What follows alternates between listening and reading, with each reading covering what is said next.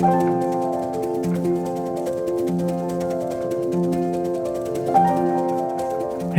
welcome back to Soma Psyche. This is a space where we, Melissa and I, are talking about how do we integrate the body into mental health work. This is for clinicians, clients, really anyone interested in the body and the brain and that intersection. And we are starting kind of a whole new series, which is going to be a little bit longer than some of the series we've done so far. We've typically stuck to like 3 or 4 videos. This is going to be like a 14 video series. It's going to be substantial. Yeah. And really that's because we are diving into like the core components of what does it mean to work somatically. And we have, if you can see, a very giant book. It's like thousands of pages. It's a beautiful book. It's a beautiful book. I'll show you. Yeah, so this is the Handbook of Body Psychotherapy and Somatic Psychology by Marlock and Weiss. And this is one of my textbooks, and I love it. And it is, I would say, kind of one of the more recent Bibles of somatic psychology. And it's been very carefully curated. There's about 150 authors from all over the world, representative of all of the various fields of body psychotherapy and somatic work. So our goal, which may feel lofty as I'm saying it now, is to synthesize some of the major concepts of the book and all of the writers that are there. And then to sprinkle in every time we're talking about a concept or a principle or a way to work with a system in the body, also give some sort of video that is practically demonstrating how do we tap into this. So I'm curious how you feel with that intro and I'm so ready. Okay. Cool. Because I feel kind of like that's a big task. This is like the first time we've said it. Preparing for this. This is like my thing. Okay. So I think where it feels right to start is with just a tiny bit of history, like so many stories do. The history that feels really relevant for this conversation is around how somatic psychology and specifically body-oriented ways of working have been developed over the last, several centuries. But more recently, kind of the Western manifestation of this goes all the way back to Wilhelm Reich. Oh, okay. A little psychoanalyst. So body psychotherapy has deep roots and relationship with psychoanalytics. Okay. I don't know if you knew that. We should have a separate conversation. That feels like it merges so many parts of me. Yes. Yeah. Well, for example, so in my PhD program, one of the classes we spend probably the first, 4 weeks on the works of Wilhelm Reich, because his theory was one of the first theoretical foundations that was laid. So the bit of history that I want to share is around the relationship between the development of practice and the development of theory. Historically, they were together in Eastern cultures, and you found this in more spiritual and religious manifestations. So things like Buddhism, Hindu traditions with yoga practices, things like that, it was all together.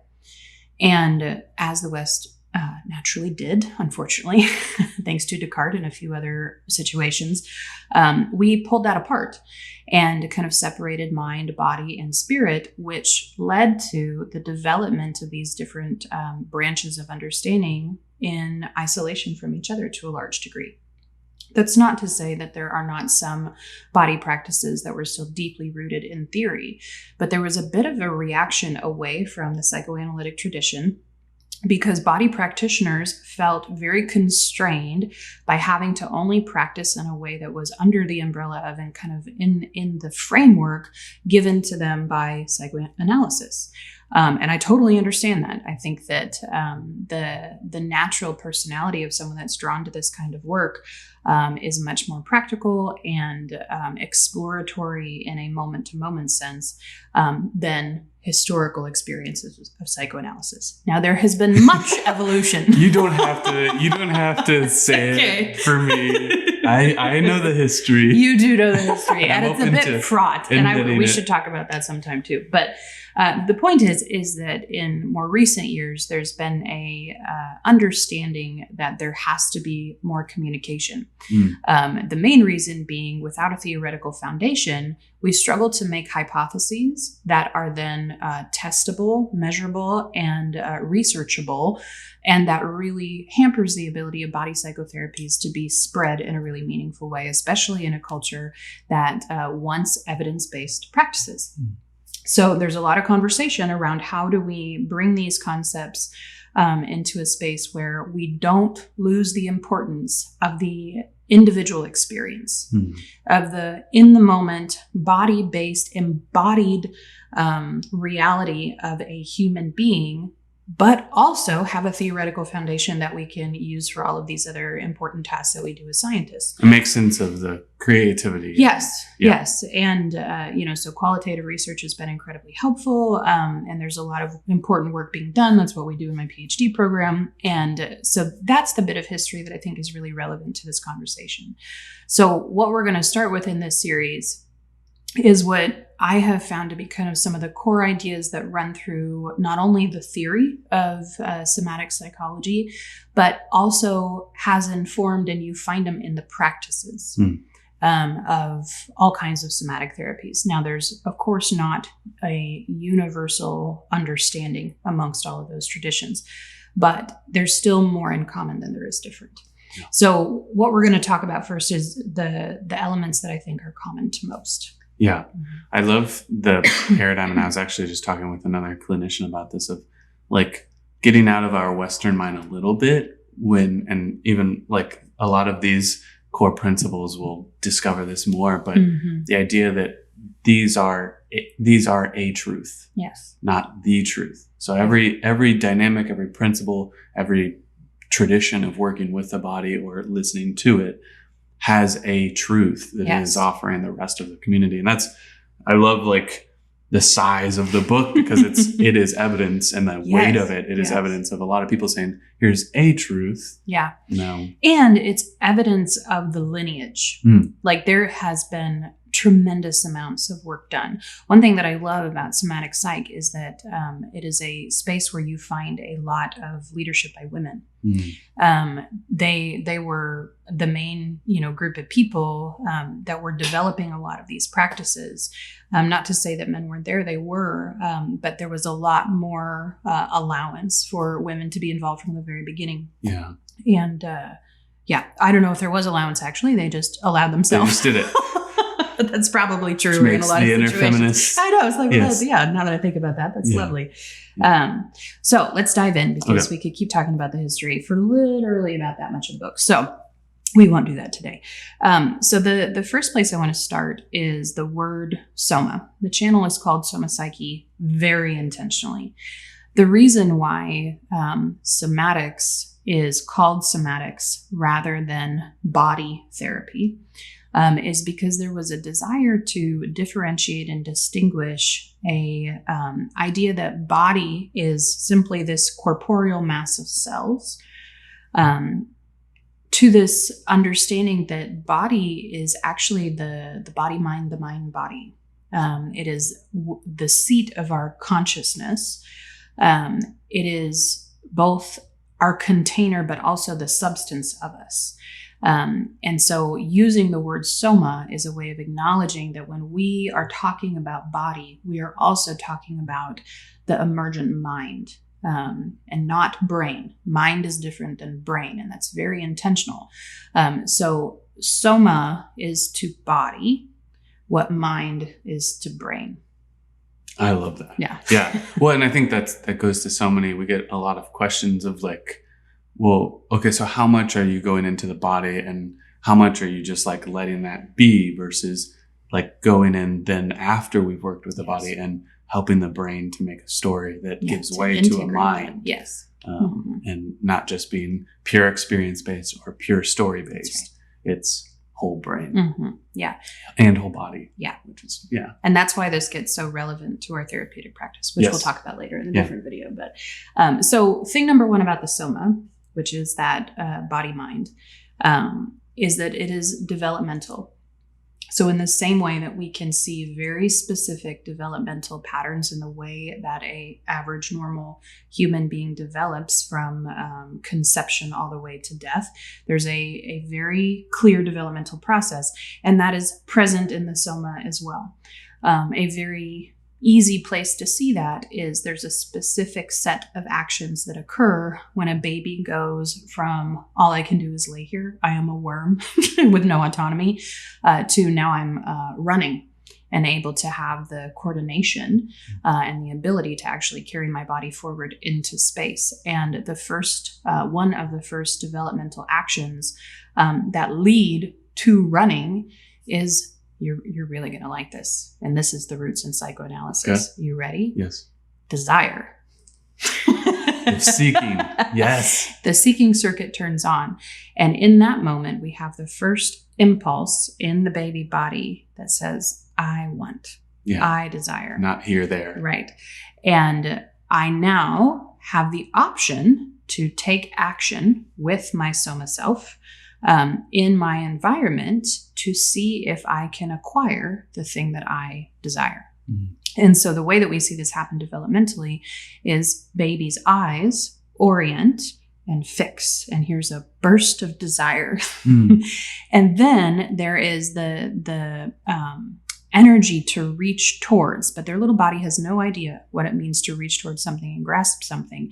And there's a very specific set of muscular activations that happen in response to that desire. And it happens in the core and very much in the neck as the neck reaches and leads the body towards what we desire. And only then, only after the activation of the core and the neck, does the hand and the arm move out and actually grasp. Yeah. So our desire bubbles up from belly through neck to our extremities. Yeah. Which I think, like, you know, if you watch an infant, this becomes so apparent that like in order to start walking or even to start crawling, you'll see them experiment with like sub movements, yes, which is like a almost full crawl, yeah, but it's okay, then that's all the body could tolerate. You actually see them rock first.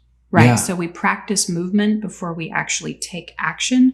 It's a reaction to the impulse. The energy in the body actually leads the movement. And that's why understanding how much the soma is the both. It's the energy activation that is part of the mind of a human being to start interacting with its environment. And so you see that energy, and the baby will do things like rock as it's going, what do I do with all this energy? And you can see that in so many different ways. So that's the developmental component of Beautiful. The soma. If you want more information on that part, a really accessible writing that we reference in a lot of our trainings is Daniel Stern. He has a concept of sensory motor, and sensory motor affective process units, and how the infant has to develop these, not in a psychological way, but in a lived, embodied way, has to develop sensory motor and sensory motor affective process units. Yes, which we talk about a lot in SIP2, somatic integration processing. Yeah. So the other thing about the soma is that it is self-organizing. So our body knows what it's doing, for a simplistic explanation of that. Like, it builds itself in accordance to our genetic design, and it organizes itself based on genetic material and based on the environment that we're living in. So our body is built in response to what is both internal and external. Our soma is built to keep us alive, and we have all of the groundwork from that genetic material, which, by the way, has been heavily influenced by the environment that our parents were in. So it's a reciprocal shaping and organization between that genetic material and the environment that we're in. But our body is self-organizing and knows how to build itself in order to increase the chances of survival. Yeah. And I love even that the development and the self-organizing are starting to be even more interdependent as you start to build it, because it's the soma is self-organizing in that it has gathered so much from the other, both in the experimental environment and from genetic experience, like experience passed along through genetics that are then coming up in moments of experience and being turned on, being turned off. Which is such a fascinating thing to think about genetic material, DNA, as the environments of your ancestors being held in your body. And that's totally true. Yes. It's just, I've never Yeah. quite thought about it exactly like Yeah. that. So Yeah. Well, and I think for like Westerners being, and this is a prerogative statement, but being very rootless in Right. our ancestral Yeah. connections, that we kind of forget that we are, a part of us is who and where we've come from, Mhm. and that that's very real into our health and Yes. how we organize ourselves. Yeah. I know that because when I go out into the sun for too long, I burn. That's my nice Irish blood. And my Italian blood really likes pasta. Yes. Even though I don't live there. Okay, so the other thing about the soma, and we're going through these quickly. There's so much to be said about all of them, but this is really just kind of a survey. This is like the main ideas. Yeah. The analogy we use in our trainings is the spiral approach, Yes. or the scaffold approach, where we're giving you concepts that will then be reintegrated in deeper and newer ways. But this is the nice flyby. Yeah, we're doing the flyby. So another core piece is that the soma and the body, and this also includes purely the biological body, which purely is complicated.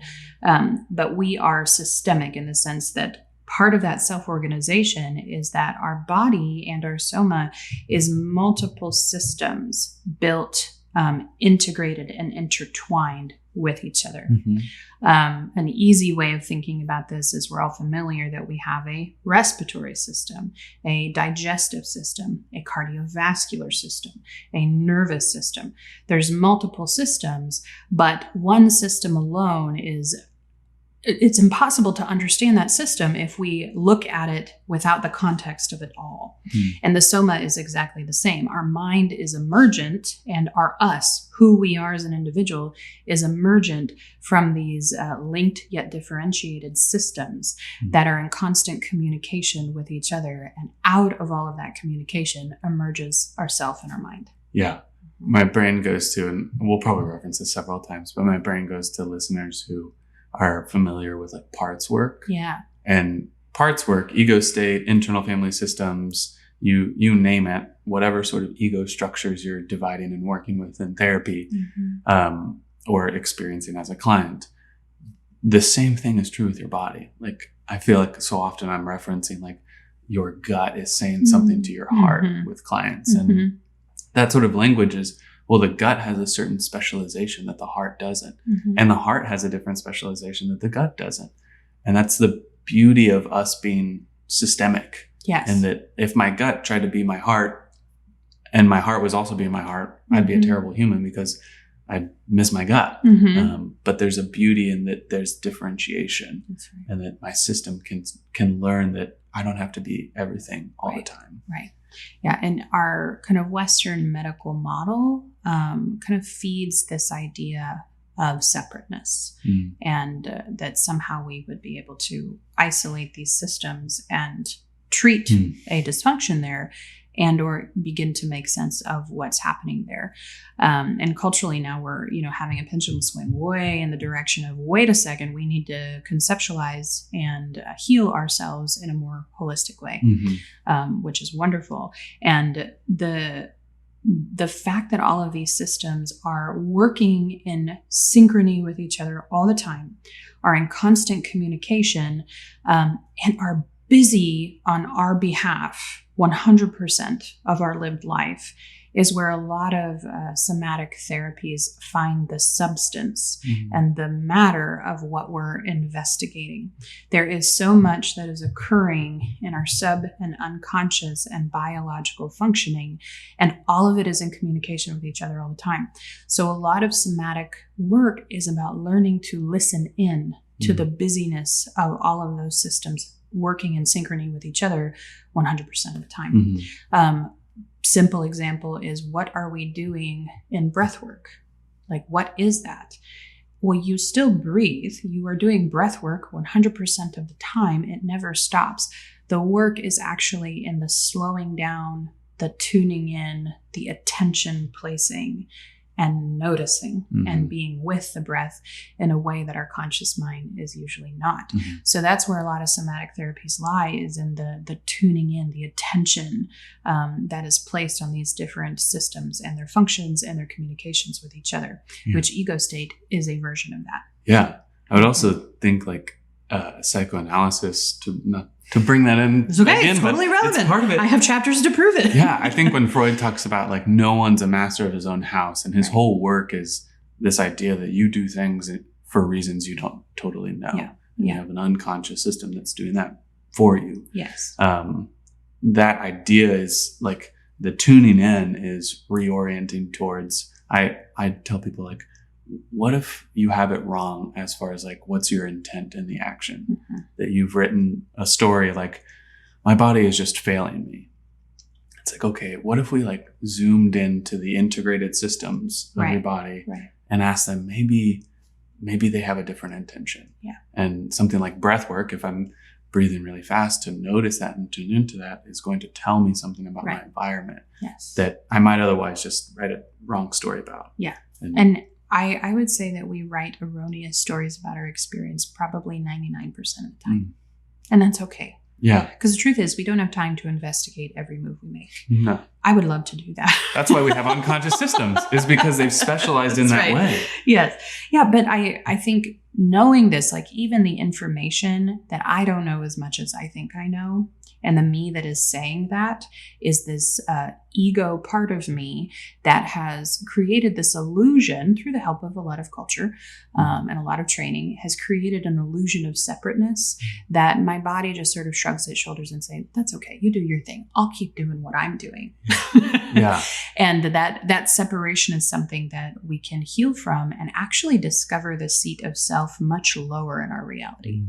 That my me is throughout the whole core of my existence. It's not just the me that is ego driven and thinking between my ears. Yeah. To me, that's a relief, because this me is frankly an asshole half the time and is very confused the rest of the time. And so being able to drop into a different kind of awareness and discover myself as so much more than I was ever told that I was has been such a relief. Yeah. And then we get into the realm of somatic mysticism, and someday we'll talk about that too. Yeah. Well, and I think like I will often joke with clients and say, you do know your head's part of your body, right? Mm-hmm. Like your brain is still there isn't part actually a cut right there. Yeah. Yeah. This isn't like, and we talk about the brain versus the body, but I like earlier, that's a Western way of disassociating, like pulling apart. Right. But your body works, your body, brain, mind, and soma work as an integrated system. That's how it functions and finds its health or unhealth. Yeah. And that, so there's always been a close relationship between somatic therapies and therapies that focus on altered states of consciousness. Those realms of exploration are very overlapping and near each other. The reason for that is because altered states of consciousness happen within the soma, right? But it also teaches us about what we actually are. Because if my conscious state can be altered so easily, for instance, skip a night of sleep, are you the same you? I'm a terrible person. Right?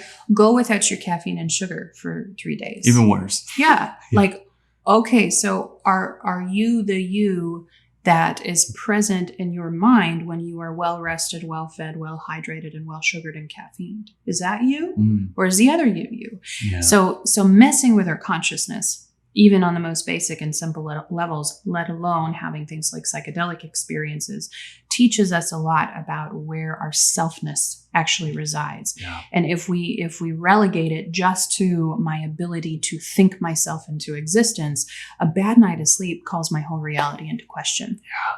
And that's why when we come to the body, we find a deeper groundedness and rootedness in ourself that says it's okay that I am slightly less functional up here, or having an altered reality in my mental experience, because there is something much more substantial that I can call me and rely on and come home to. Yeah. So for those of us that have trauma in our history, that maybe struggle with dissociation and things like that, that can feel like such a relief to not be reliant on my mental processes to have a selfhood that I can count on. Yeah. If our soma is developmental, self-organizing, has systems, and the self is dependent upon a level of integration, then in stress, your system will like some writers talk about evolution in reverse. Right. In this context would be like development in reverse. Mm-hmm. Like Mm-hmm. your system will go back to more primary systems to try to find the answer in a more basic way Right. before it worries about high level of integration to Right. say like, I need sleep before I need to like be a kind, loving human being to the rest of the world, That's right. which is how I do not get that way when I'm sleep deprived, because my development is in reverse. It's devolving in order to revolve. Yeah. Yeah. Which is part of why I think parenting is such a paradox and a struggle, is because multiple primary systems and primal systems are sort of screaming and demanding that energy goes there. It's like, which one do I pick? Sleep or keeping my young alive? Yeah. I don't know. Yes. Yeah. Usually it's the keeping the young alive, but occasionally not. They fend for themselves.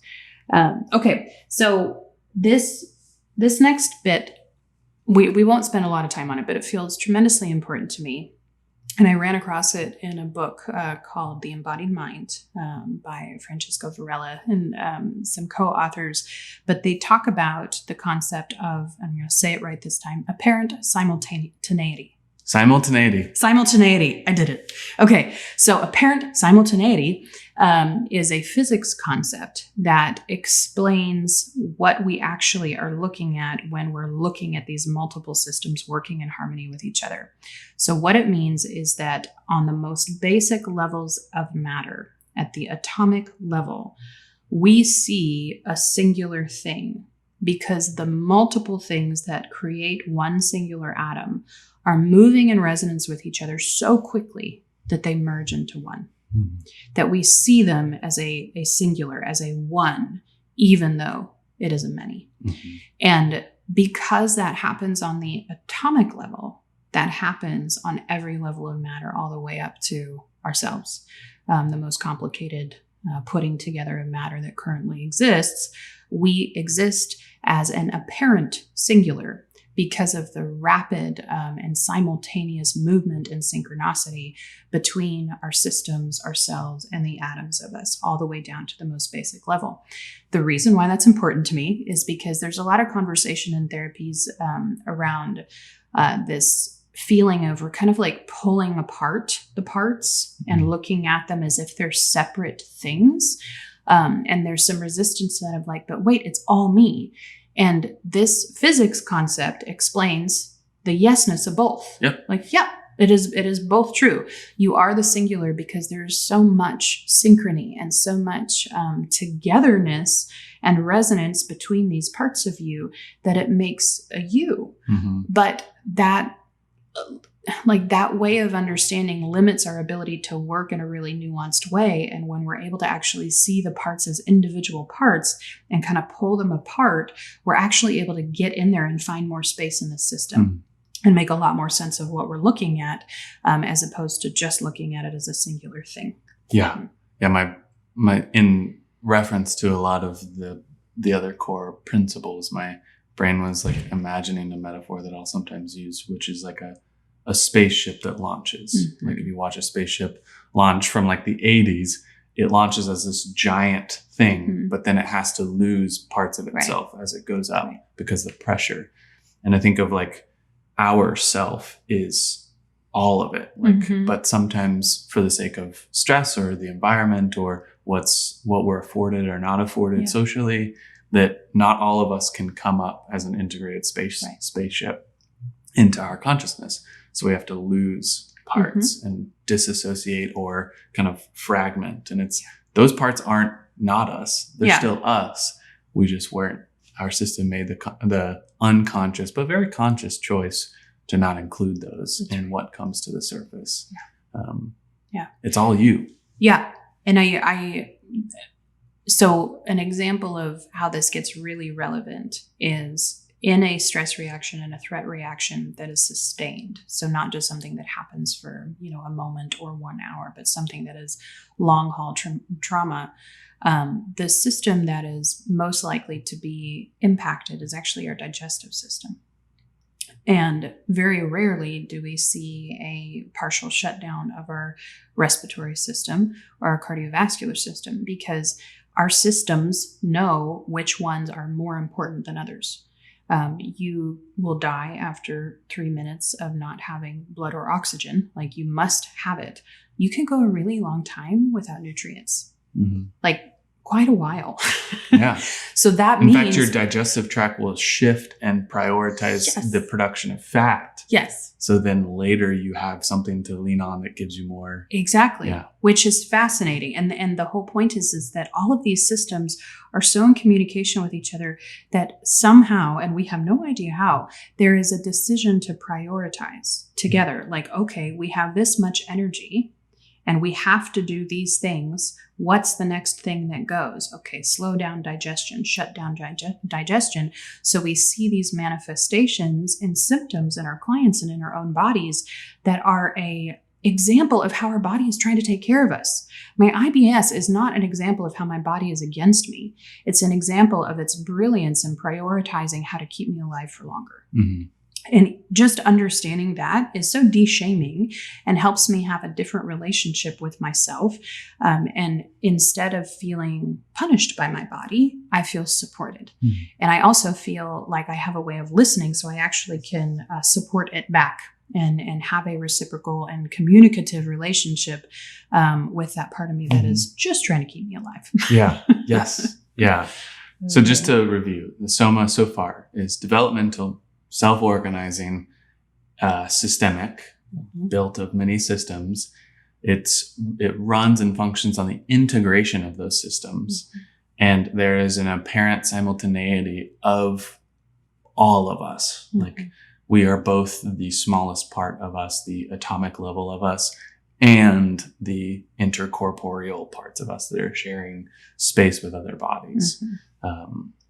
The next one on the list is linked and differentiated, which if you've ever heard Dan Siegel talk, you've heard him talk about, a healthy mind is an integrated mind, which means that all of the brain and the body are linking together, but they're not being consumed by each other. So the metaphor I'll use is like relationships. Is in a relationship, if I become you, then we won't have a relationship. I'll just be a bad version of you, and you'll probably get frustrated at me because I'm you.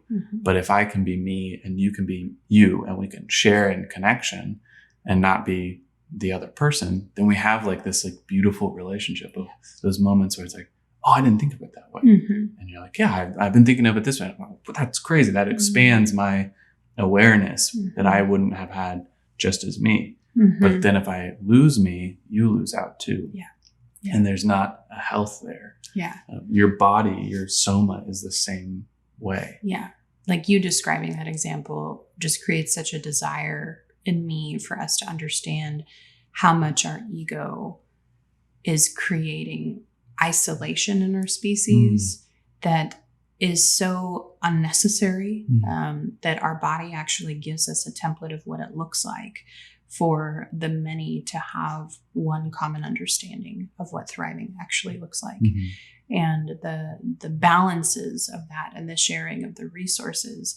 Like my intestines are not stingy, and my heart is not a energy hog. Like that. Those concepts are ego driven only. Like the ability for our individuality to get in the way of communal living is maybe a topic for a different time. But I think it's so apparent when we start working with the body of what that kind of communal living actually looks like, what that kind of reciprocal and thoughtful way of relating to each other. And it is only because our species needed an ego, which was designed to create a sense of individual self, that a lot of these struggles have emerged. The blessing of the ego is that I could understand that my conscious self is something other than that thing over there. And when I became an other, then I can do something to that thing. My ability and willingness to just let things exist evaporates into my interest and curiosity and how I can manipulate and create my world. And so that's the brilliance of the ego, is that I can see myself as an actor upon my environment. And necessarily I have to be different from and separate from in order to be an actor upon. But the price that we pay for that is that I am different from my environment, and I can begin to see it as a consumable resource. So that is how body therapies and somatics actually becomes a place of activism. Yeah. And embodied activism is very much around understanding that our ego is giving us an illusion of separateness that is now turning right around and destroying us in so many ways. Yeah. And I love that the body is, because like the next then principle is that the soma is experientially dependent, which is like, to go back on, like, the ego creates separation, but it's a illusory separation, because I am separated from you. I have clients all the time that say, like, yeah, I know that up here. Like, I know cognitively that I've seen other people experience like the restfulness of after a good cry, or like the restoration of a good hug, or like the connection of eye contact. They're like, I know that up here, right? But something doesn't feel right. And it's like, well, yeah, your body, like, and this is where like the apparent simultaneity, like the cells in these lower parts of you haven't had that experience. So they can't, like, they don't know. They know it in like the idea of the other, but I haven't experienced it yet. Yes. And I would also say that the primacy that we give the ego means that the body's natural wisdom to know how to replicate what we see happening in other mammal bodies actually stops the emergence of that wisdom. It disallows me having that vicarious experience and truly feeling what the other feels, because my ego is so concerned about continuing its state of selfness. Otherness. Of like, oh, I have to be an individual. And personally, I think that there are a lot of therapies that actually exacerbate ego primacy. And we can talk about that later too. But I think that in body therapies, that is part of why I like working that way, is because it is a constant request to the ego to please step aside. Like, let me have an experience of a fuller version of myself than this one part of my brain that is so dedicated to control, because that's what the ego is. And we should probably do a series on that as well at some point, because there's a huge conversation there. I was going to say, if you're interested, a really good article on the language of like the ego and affective neuroscience in the body is Mark Solms and Jaak Panksepp wrote an article called The Conscious Id, or the id knows more than the ego wants to admit, or something along those lines. And I'll link it in the show notes below. But it's a great article looking at like how the ego is this inhibitory force that is both necessary but missing the wisdom of the unconscious id. And what I love is that the minute that we know that, we can catch ourselves reflecting upon the struggle of the ego and who is the me that is reflecting on my ego.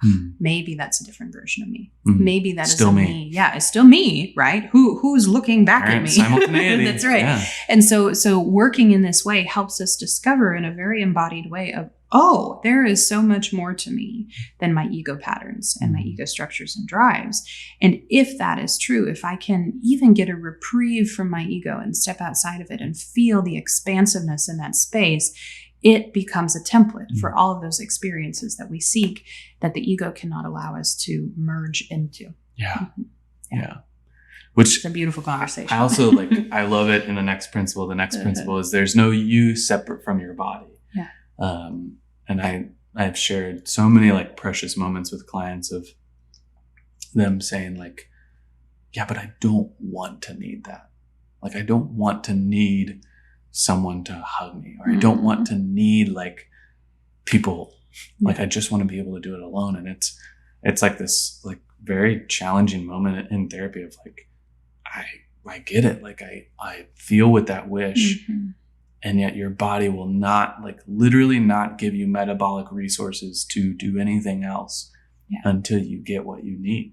And like, there's this like beauty to it, but then also frustration. Like, once you give way to your body, you realize that life is beautiful and there's effervescent colors almost everywhere, both in the dark and light ranges of the spectrum. But then it's also like this frustrating, like the ego is like, oh, it holds on like tooth and nail, and it will use whatever strategy to maintain itself. Like the death throes of our ego is some of the most dramatic, traumatic, and pathetic in a really heartfelt way of using that word. It is so painful to feel even the beginnings of an ego death, or even small ego deaths, which luckily is how it happens for most of us, because blasting out the ego too quickly is detrimental. We usually can't handle that.